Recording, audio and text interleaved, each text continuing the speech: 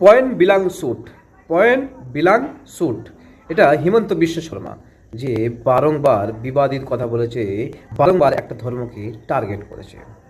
হিমন্ত বিশ্ব শর্মা এর পূর্বে বলেছিল কোনো মুসলমান রিক্সাওয়ালা যদি 5 টাকা চাই তাকে 4 টাকা দাও।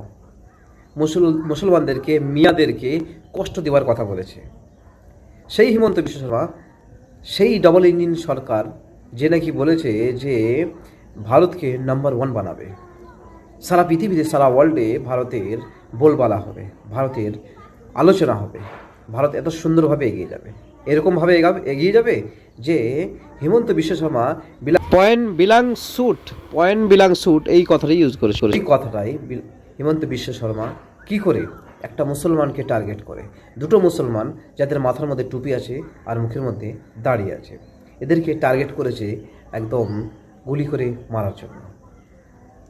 এই ভিডিওটা শেয়ার করা হয়েছে বিজেপির আসামের অফিসিয়াল হ্যান্ডেলের মধ্যে।